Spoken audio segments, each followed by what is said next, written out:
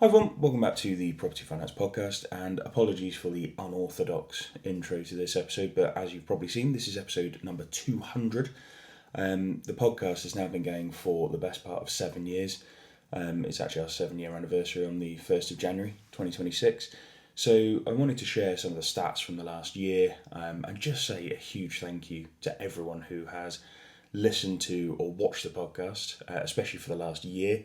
We've gone really big over the last 12, 18 months to try and put out as much content as we can and as informative content as we possibly can. So just some of the stats from the last year. So we've had a 450% increase in our total audience, which I'm absolutely over the moon about. We've had a 999% increase in our total new audience. So that's new listeners as opposed to total listeners. So again, it's really lovely that we're hitting new audiences as well.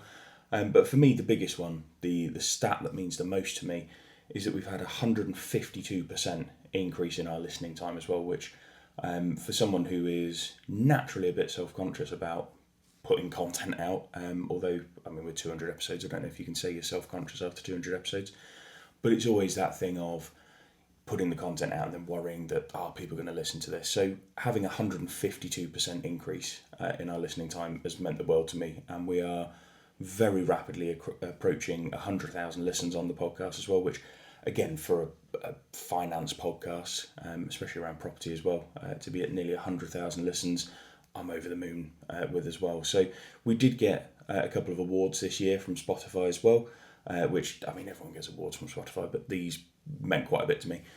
So we got a 2025 Rising Star. Not sure you can say that after 7 years, but apparently we were a Rising Star of 2025. And that meant that our growth outpaced that of 95% of the other shows that are on the platform as well. So really happy about that. We also got the Marathon Show Award as well, which means that fans have listened to our podcast for longer than 89% of all of the other shows on the platform. And then we also got the Talked About Award as well, which means that we got more comments than 89% of other shows as well. So a few really lovely awards to get. Like I said, I mean, it takes a lot of time and effort to put out 200 episodes, and I think we are still one of the largest sort of pools of property finance content as well. So yeah, I'm really happy that people are engaging with it, listening to it, and hopefully enjoying it as well.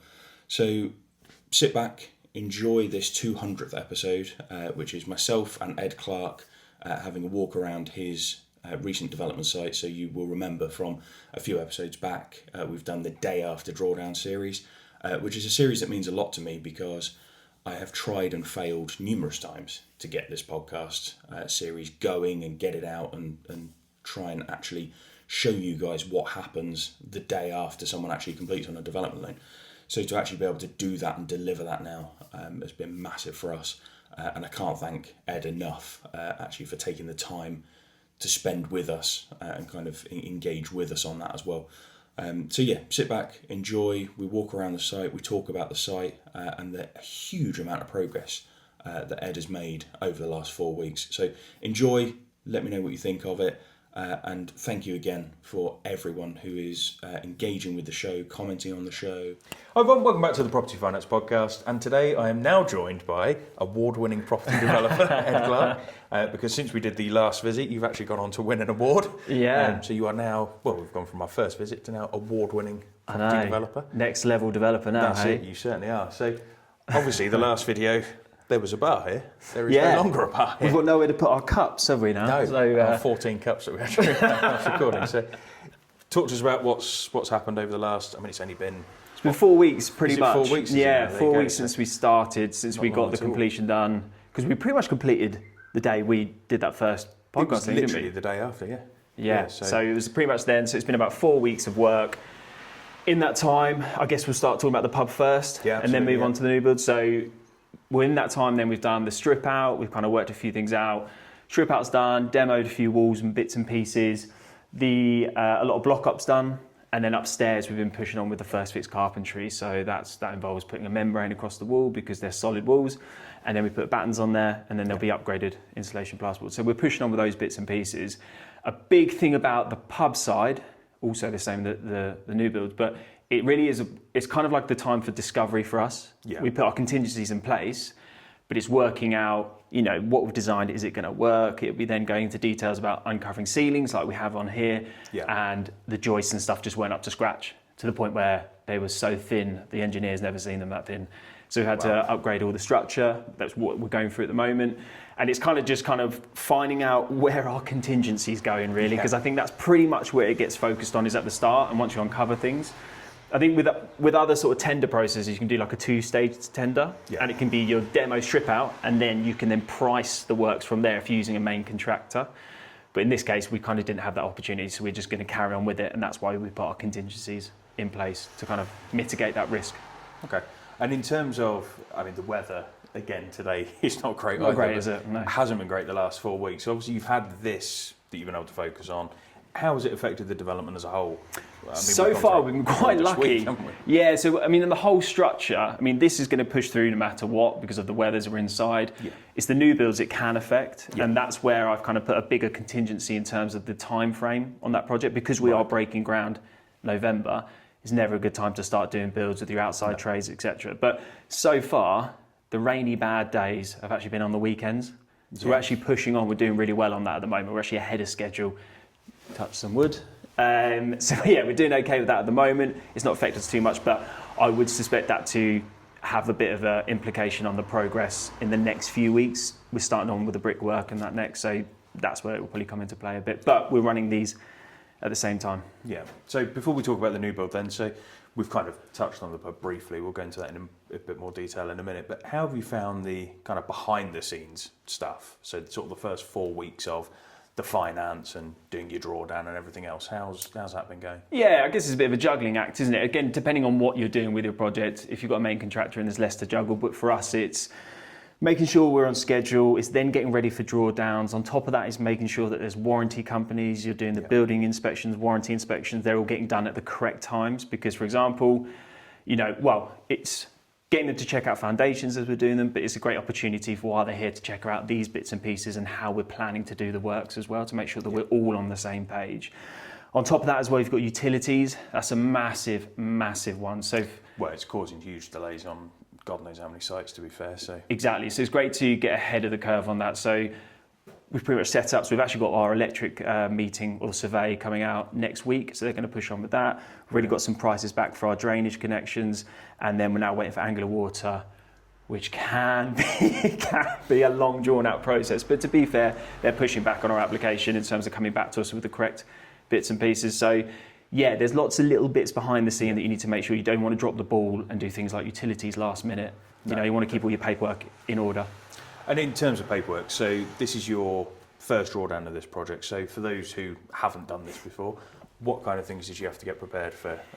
Johnny, the QS. So what did you have to get prepared for? So I guess ultimately with this is we have a float in the business, which means that we're technically paying for the works up front, and then we basically then claim that money back from the lenders. So with this, it's getting it to a certain stage. We then call the QS up, and then they come out and they assess and they just check to what we're trying to draw down is actually what's been done. Also, we can discuss any contingencies that have been used and, not necessarily justify them, but just check that they agree with us on that. And then that goes back to them. They'll send out a spreadsheet, which we'll update, fill that out in terms of percentages of drawdowns, because you're not always drawing down 100% of something. So it's just to keep that cash flow going. They'll then do a report, send that back to the lender. The lender will come back if there's any outstanding documents. It's pretty good practice anyway, but definitely on this one, they were pushing back on. They wanted updated warranty documents of sign-off stage for the foundations, along with the building control as well. Which, to be fair, was because you shot so far ahead, I think, compared to what other people would probably do in 4 weeks on this in November. And I think sometimes, because we've talked about this, it's not always that easy to get that documentation lined up at the same time, because reports can take 2-3 weeks or so. So depending on when it's done compared to your drawdown, like we've got our foundations done, and if you're then trying to get the drawdown done a few days later, you could be waiting 2 weeks for building control to sign stuff off with their paperwork, for example. Exactly that. And the good thing for you as well there was that you had Johnny to fall back on to sort of get his advice. You had me, and also obviously contacts at the lender as well. How helpful is that obviously when you're getting everything prepared. Yeah, definitely. I think it's always good to lean on other people's advice or just getting stuff in order because, for example, say the lender really, really wants you to have a sign-off from a building control, but the reality is we could be waiting 2-3 weeks because they're behind on stuff. Yeah. It's just trying to draw everyone together and do a pragmatic approach on it, isn't it? And I think that's where it's nice that everyone pulls together and you have your team, like, for example, at your broker. Yeah. Well, and it meant you actually got your drawdown as well. Yeah, exactly that. Okay, so talk to us in a bit more detail about the pub then. We'll kind of wander around and see what we're up to because obviously we walked around last time. So yeah, let's have a little walk around, see what we're up to and talk us through it. We can do it. So I think ultimately in terms of the pub, strip out's done, which I think I said earlier. First fix carpentry upstairs is really pushed on. We're now down here pushing on with the first fix carpentry. The main things that come into play is the joist, which we talked about. That's going to be leaning into our contingency on that because you can't, as much as you can sit there and uncover certain bits of ceilings, you can't do the whole thing when you're looking at buying a place. And you can see. You can see with this one here, I mean, this joist is 25 millimetres thick. We've got the engineer in here, so it's like a 6x2, so a 150 by 50.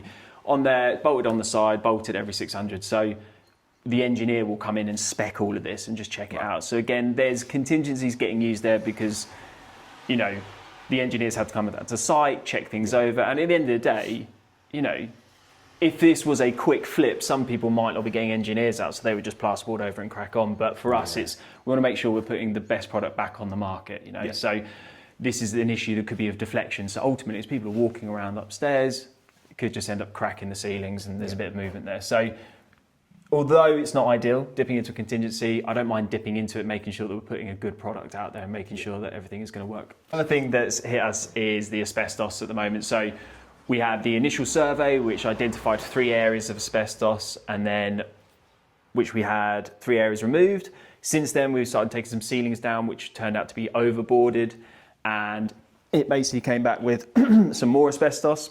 So that's been removed, and then we found another piece on a wall section that we were going to remove, and yeah, they're removing that as well. So there's three pieces, 3 visits from the asbestos, which is definitely going into the contingency. But a good thing on the contingency, I would say, is the fact that it's there for a reason, and I think when people come up against asbestos, there's always that risk, I think, when people are up against it financially or time-wise, that they could try and do the works themselves. And I think ultimately that's just putting people's health at risk.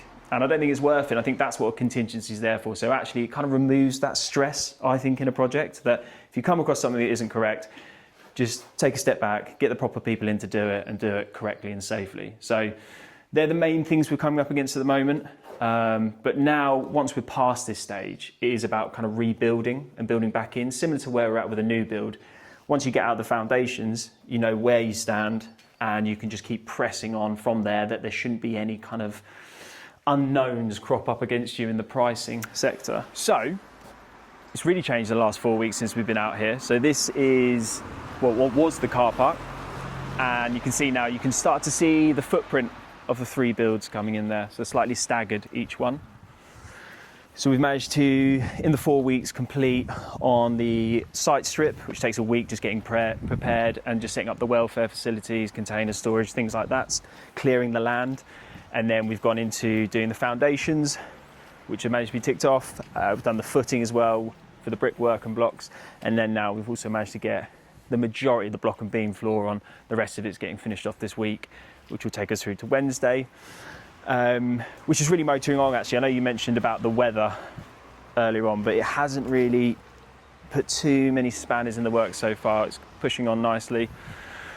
The big thing we've had out here is the foundations. So there's been a couple of things we've had to pivot on there and then in the moment, which is, as we were digging the foundations out, they're meant to be around a 1.2 metre depth till we hit sandy conditions. Now, as we've hit some areas, it's then dropped away and it's gone into some depths to about 2.4 metres. So we had to have the engineer out on site who had to check progress as we were going. Same with the building control as well.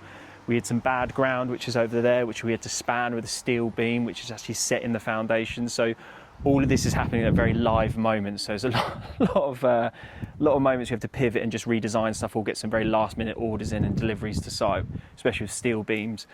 But actually there was also meant to be an additional foundation pulled down the centre here, but actually we just couldn't get it because we were at risk of collapse. So that week was a bit of a bad week in terms of weather. and we really faced the risk of it collapsing in, and then we wouldn't have been able to dig this out at all, and it would have been an absolute nightmare. So chatting to the engineer, we managed to get past that with the block and beam design, where actually it spans over now. So the beams are a lot longer, and then also we've had to double up the beams to span that, which is great. It meant that we could push forward, but it's definitely used and it's eaten into our contingency, because in some of the areas we've had to go to deeper depths, which means we've had to pay for more lorries to come and take the waste away, the waste soil, and then we've also had to pay for additional concrete involved in that. Then on top of it, we've also now got these additional beams. They're now longer and there's twice as many on them, so that's also cost us an additional cost. Because each beam is longer, it's about 140 kilos per beam, so it's really heavy. We've had to now get a crane in on 2 different occasions to then crane the majority of the beams in. So there's kind of a knock-on effect here. But I think for me personally, when it comes to foundations, that is probably the most amount of stress you feel on a project is as you're digging out. Things are going south on that. It can get, it can get a little bit touch and go. But with this, it gets to a point where that's where your contingency is for, is to make sure that you can get them in, but more importantly, you can get them in safely with the team you're using. And changing a few setups here allowed us to get these done, get them in, and now we're sort of motoring on with it. So yeah, it was a bit of a moment of using contingency, but ultimately that's what it's there for. It's also kind of to relieve that stress point as you're doing a build. Now we're at this point and we've got prices and got fixed sort of labour rates for things. We should be good to go, and we should be eating into our contingency too much, unless obviously we're going into January soon.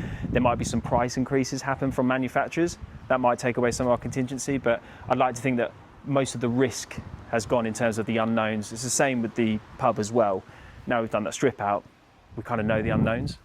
So we're pushing on with this. So the plan will be, weather permitting, to get this brickwork up before Christmas. And if we get to scaffold height, first scaffold height, then we're really motoring on. Like we say, we're slightly ahead at the moment, but the weather can easily be against us in the next couple of weeks.